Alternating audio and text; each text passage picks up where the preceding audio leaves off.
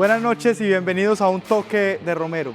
Con toda esta situación que está ocurriendo en el país y todos estos cambios y este viento de transformación, solo nos queda hacer una gran invitación ciudadana, una invitación a cada uno de ustedes a creer, a recuperar la confianza, a pensar que puede existir un nuevo país y esto se transforma desde cada una de las acciones ciudadanas. Hoy estaremos hablando de arte y cultura con una persona muy importante, entonces están todos ustedes invitados.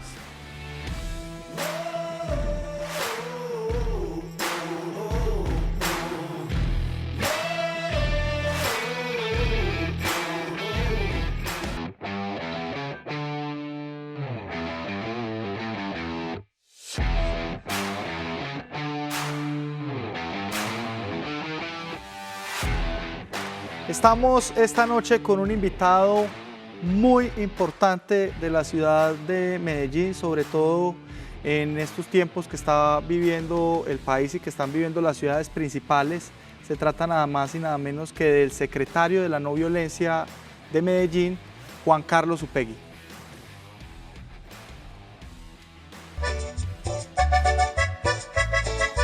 Secretario, bienvenido. Muchas gracias. Diego, Bienvenido, secretario. Ha llegado a este lugar a un toque de Romero que acaba de comenzar. Él es Juan Carlos Upegui y ha llegado a hacer presencia. Buenas noches, secretario. Que viva la no violencia. Secretario, buenas noches. Buenas noches, ¿cómo va todo? Excelente, van pasando muchas cosas en el país. Es usted el secretario de la no violencia de Medellín, justo en uno de los puntos de inflexión más grandes que está viviendo la historia de nuestro país, porque la ciudadanía está expresándose en la calle con un descontento muy fuerte y muy prolongado. ¿Cómo han venido pasando las cosas desde los momentos en que se han dado tantas transformaciones y cómo está el escenario del panorama hoy en Colombia? Bueno, lo primero es que desde la Alcaldía de Medellín, pues afortunadamente tenemos un alcalde que entiende la complejidad histórica del momento y ha hecho todos los esfuerzos para garantizar el derecho que tienen los manifestantes de protestar pacíficamente y de controlar la situación. En Medellín, comparado con otras ciudades... Sí, en Medellín ha sido distinto a Sí. Cali y a Bogotá, donde la violencia se ha exacerbado, pero aquí ha sido, digamos, pues que muy controlado el tema de la manifestación. Hubo algo muy positivo y es que el alcalde mandó a los secretarios y a los funcionarios, alrededor de 200 funcionarios, incluidos secretarios y gerentes, han venido acompañando las últimas marchas. Esto ha sido celebrado por la ONU, por el Ministerio Público, inclusive municipios del área metropolitana como Caldas y Bello han venido preguntando por esta labor que estamos haciendo desde la Alcaldía de Medellín. Y la manera como se recibió la minga, Claro, que la todo el mundo minga tenía también. una expectativa de que todo se iba a revolcar y que iba a pasar de todo, y fue un espectáculo lindo, pacífico. Sí, ahí estuvimos haciendo el acompañamiento desde la Secretaría de la No Violencia y realmente pues fue una minga muy tranquila que venían a traer un mensaje inclusive de reconciliación y de paz. Entonces, Medellín, si bien tiene retos porque ha habido hechos pues problemáticos, hemos tenido unas manifestaciones mayoritariamente pacíficas. Y yo creo que de eso se trata, de resaltar a esos ciudadanos que han salido pacíficamente a ejercer sus derechos y nosotros como Alcaldía de Medellín pues hemos hecho todo el acompañamiento. Pero ¿cómo se lee esto en el contexto histórico? Porque lo que está pasando hoy es que los jóvenes de esta ciudad y de este país estamos haciendo historia, estamos construyendo la historia del país. Hay sin lugar a dudas una revolución. Y una revolución llama a la violencia, porque la gente sale a las calles, pero hay todo tipo de fuerzas que salen a manifestarse y a buscar hacerse escuchar. ¿Cómo es el papel de la no violencia en tiempos de la revolución? Bueno, yo creo que ahí está la clave, entender qué quieren los jóvenes. No es fácil interpretarlos porque se sienten pues como poco representados por las instituciones, por los gobiernos. Entonces tenemos el reto de saber interpretarlo. Yo creo que eso también ha sido pues como uno de los éxitos de Medellín, que desde el comienzo entendimos que las protestas no eran una amenaza, no teníamos por qué sentirnos amenazados ni darle un tratamiento pues como de criminalización o estigmatización a los protestantes. No, entender que hay unas frustraciones acumuladas que se agravaron por la pandemia, pero que venían desde antes. Venían desde antes, recordemos en el 2019, en noviembre, hubo grandes manifestaciones en todo el país y quizás como sociedad no hemos logrado escuchar bien estas demandas de los jóvenes. Pues hay unas inconformidades incluso desde el mismo momento en que Juan Manuel Santos firmó la paz con las FARC, que hubo un plebiscito por el sí, bueno, un plebiscito en el que se le preguntaba a la población si estaban de acuerdo o no con lo que ya de hecho se había refrendado, y ahí hubo una revolución porque salió una gente, mejor dicho, hubo una fricción entre los del sí y los del no, donde ganó el no, pero entonces se quedó una frustración muy grande entre los jóvenes que mayoritariamente estaban apoyando el sí.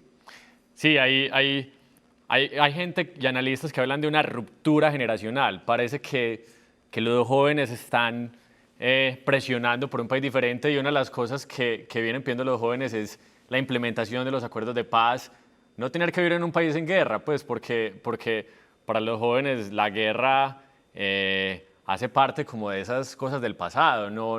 Ellos quieren vivir en un país donde la guerra no les arrebate ni la educación, ni la salud, ni el bienestar en general. Entonces, un poco lo que ha venido pasando es que esas frustraciones acumuladas de los jóvenes, también por la falta de implementación de los acuerdos de paz, recordemos que desde hace varios años vienen en alerta por organismos internacionales por los homicidios de líderes sociales, de firmantes del acuerdo de paz. Sí, y pasó que hubo un pronunciamiento de la vicepresidenta Marta Lucía Ramírez, en el cual se le pedía a la Comisión Interamericana de Derechos Humanos no ingresar al país justo en este momento. ¿Qué hay detrás de eso?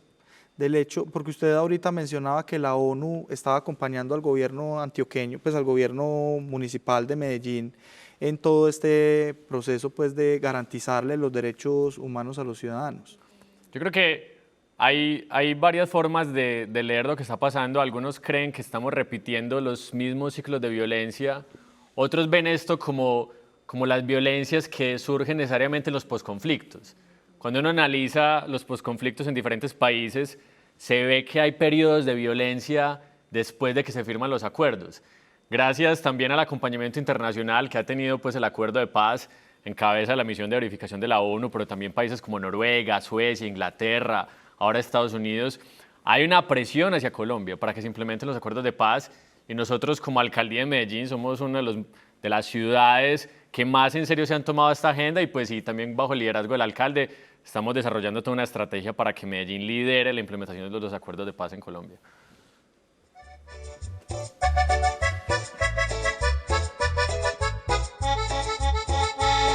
El gabinete ha salido de una manera elegante a proteger los derechos y acompañar los marchantes. El gabinete en la calle en un momento oportuno.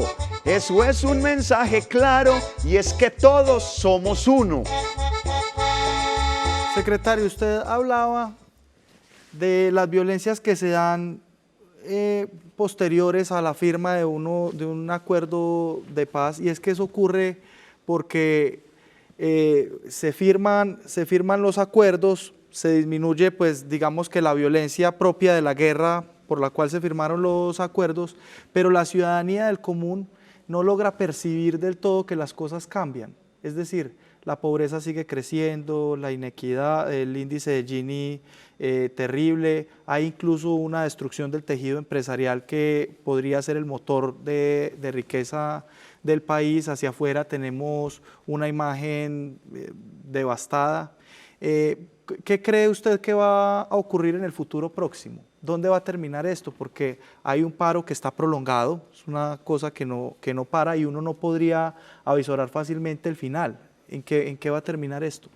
Yo creo que depende en gran medida de la respuesta que demos los gobiernos a las movilizaciones. Es decir, aquí tenemos la oportunidad de crear canales para conducir esas demandas que históricamente inclusive la guerra había ocultado. Porque la guerra, pues, no permite que los ciudadanos puedan hablar de educación, hablar de salud, hablar de cero corrupción, hablar de equidad.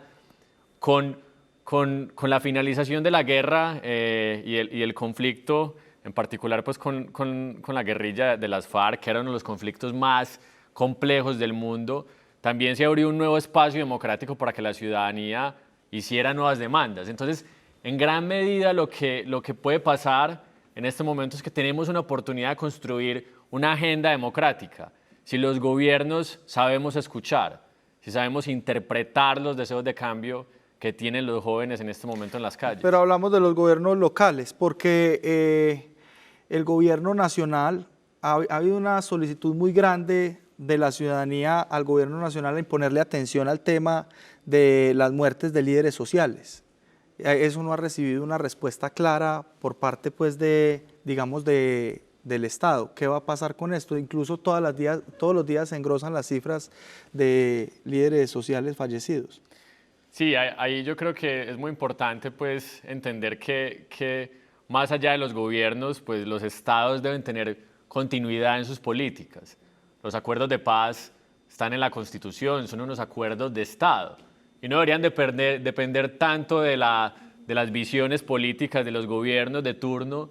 Entonces, lo que necesitamos aquí es todos como país, todos como sociedad, pues lograr espacios de consenso y de acuerdos, que yo creo que la implementación de los acuerdos de paz debería ser el primero, porque ahí están consignadas una serie de medidas que nos servirían para subsanar esas deudas históricas. Por ejemplo, el acceso a la tierra. Colombia es un país históricamente desigual en el acceso a la tierra. En los acuerdos de paz hay unos elementos que podrían destrabar esas iniciativas y también, por ejemplo, participación política. A mí me preocupa en este ambiente cómo van a ser las próximas elecciones.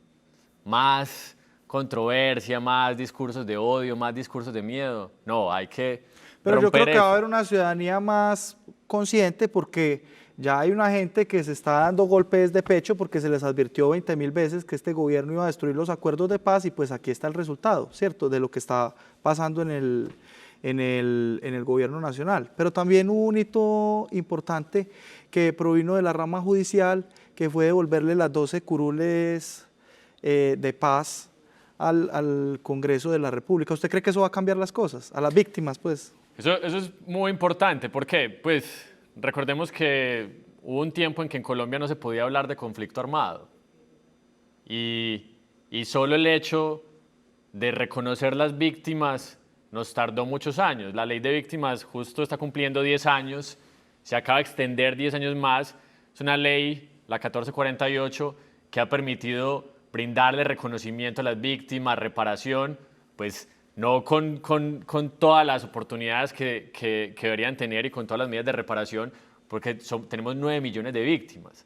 Solo en Medellín tenemos 700.000 víctimas. Es decir, Colombia y Medellín han sido regiones y territorios extremadamente violentos, y cada paso que demos en el reconocimiento de las víctimas pues ayuda a sanar las heridas. Yo creo que es muy importante pues ese acto que nos permite que las víctimas tengan representación y voz en el Congreso de la Y eso en República. parte le da significado al origen de una Secretaría de No Violencia en Medellín. ¿Por qué surge una Secretaría de No Violencia en Medellín que tiene como dos de sus principales dependencias una Subsecretaría de Justicia Restaurativa y una Subsecretaría de Construcción de Paz Territorial?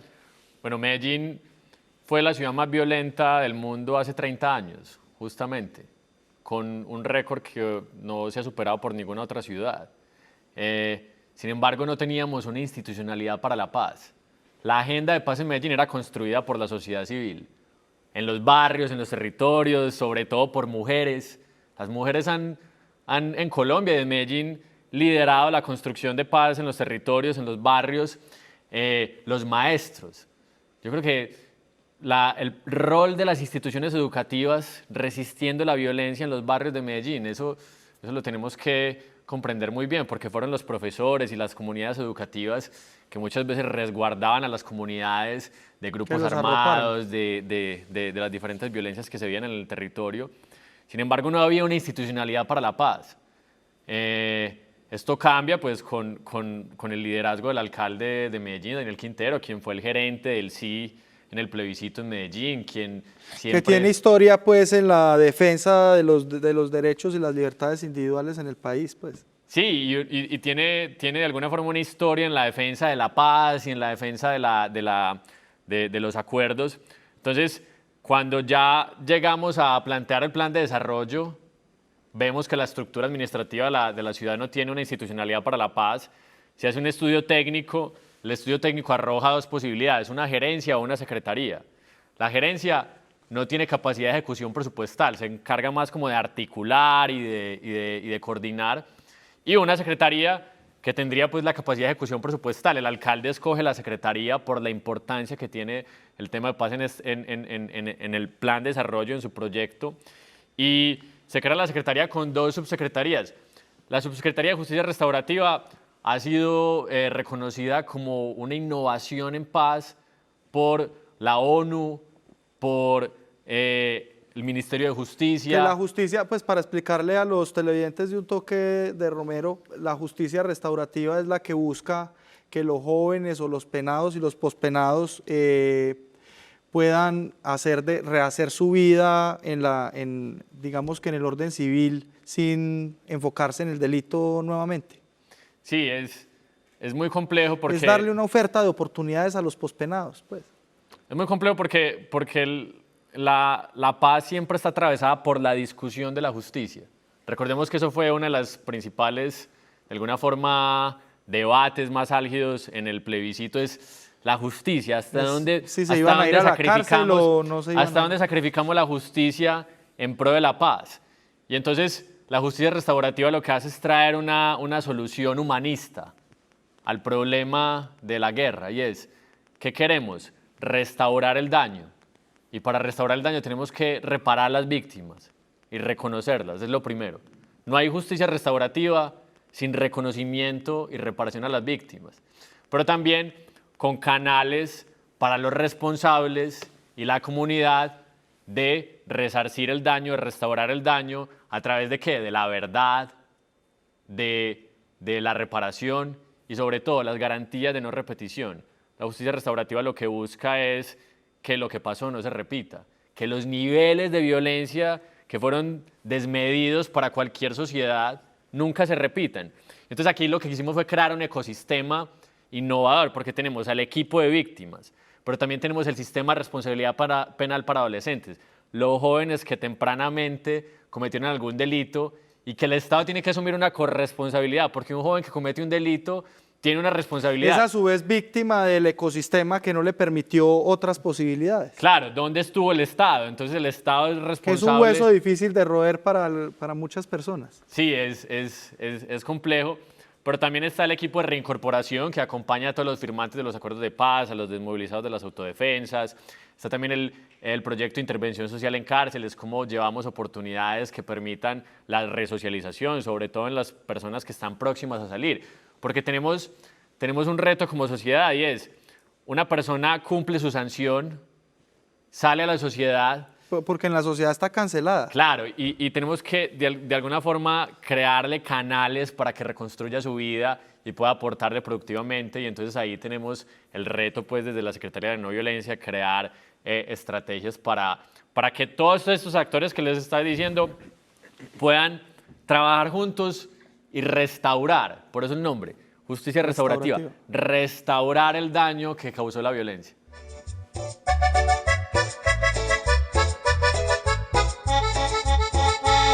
Colombia siempre ha vivido una ola de violencia, pero ahora es la paz la que quiere hacer presencia. Yo te pregunto, Juan Carlos, si este pueblo es capaz de convertir a Medallo en capital de la paz. Yo creo que sí, y tenemos la oportunidad de hacerlo a través del arte, de construir una cultura de paz a través del arte, porque cuando uno mira Medellín es una ciudad supremamente creativa, con cantantes, con artistas, actores, Y eso de alguna forma lo que ha permitido en los últimos años transformar los territorios. Uno ya ve en los barrios que los jóvenes buscan no armas, buscan instrumentos, computadores, equipos deportivos para canalizar esa energía y Medellín en este momento, y lo estamos demostrando en este paro, es un referente de construcción de paz Sí, y de cultura de la paz. uno podría decir que el hecho de que el alcalde de Medellín le haya dado institucionalidad a la revolución de la no violencia ha permitido, pues se ha visto reflejado en los resultados de este paro, donde Medellín ha sido la ciudad menos violenta del país, con mucha presencia, entre otras, del arte y la cultura en las manifestaciones. Sí, las manifestaciones en Medellín han estado llenas de color, de artistas, de músicos, de mensajes, y es creo que el arte, el vehículo más potente para canalizar esa energía y esa inconformidad que tienen en este momento los jóvenes y mandar un mensaje a toda la sociedad. No hay que tenerle miedo al cambio. Yo creo que hoy justamente en una conversación con la secretaria de Educación, yo les decía, nosotros tenemos que resistir al miedo, porque cuando uno analiza, la violencia ha sido un instrumento, es para dominarnos con el miedo, y a través del miedo quitarnos agencia, quitarnos la posibilidad de pensar por sí mismos. Entonces, tenemos que despojarnos de los miedos y tener apertura para contemplar nuevas opciones de transformación, de cambio, que es lo que necesitamos como país, seguir avanzando, seguir encontrando esa esperanza en el futuro y no enfrascarnos de alguna forma en el miedo al otro. La posibilidad de que podamos conversar con el otro, dialogar con el otro, porque la violencia en el fondo es miedo al otro.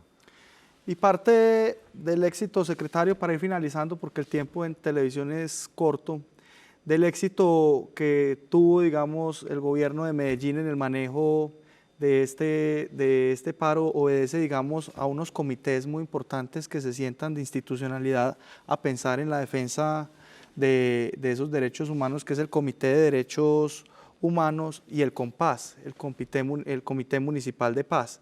¿Qué se discute allí y por qué son importantes estos dos espacios? Bueno, estos es unos espacios que nos han permitido tener un enfoque de derechos humanos en la movilización. Y cuando uno habla de derechos humanos, pues suena muy abstracto, pero el derecho humano más importante es la vida. Todos tenemos derecho a la vida. Y ese ha sido el principio que ha guiado las manifestaciones en Medellín y el acompañamiento que hemos hecho. Entonces, a través del acompañamiento de la ONU, lo que hacemos es evaluar permanentemente si la fuerza pública debe intervenir o no, ¿en función de qué? De proteger la vida de los manifestantes, de la fuerza pública, de los ciudadanos del común. Porque, y no podemos cantar victoria, pues, porque tenemos movilizaciones pues, que permanentemente y constantemente hay gente que quisiera que las cosas salieran mal. Sin embargo, nuestro principio es ese, proteger la vida, y pues con el acompañamiento de la ONU, con el acompañamiento del Ministerio Público, pues hemos desplegado estrategias que consisten en el acompañamiento, pero también en una visión no estigmatizadora de la protesta. Porque yo creo que la comunicación que hace el gobierno de los ciudadanos que se están movilizando determina en gran medida cómo se comporta la movilización. Eso es un gran postulado que además es revolucionario, porque los gobiernos han estado acostumbrados a crear muros y pocos a tender puentes, y estos comités lo que garantizan es tender puentes. Para finalizar, secretario, un mensaje a la juventud que aún se sigue movilizando por las calles de Medellín y a la ciudadanía en general. Bueno, a las juventudes y a todos los ciudadanos de Medellín, un mensaje para construir una cultura de paz que respete los derechos de los otros, que nos permita escucharnos, ponernos en el lugar del otro, en los zapatos del otro. Y yo creo que así podremos construir una cultura de la no violencia. Hay un mensaje que es un mensaje que viene desde Cristo, y es: ama a tu prójimo como a ti mismo. Yo creo que si aplicamos ese mensaje en las manifestaciones y en la cotidianidad, podemos, yo creo que, empezar a transformar la ciudad y el futuro de Medellín.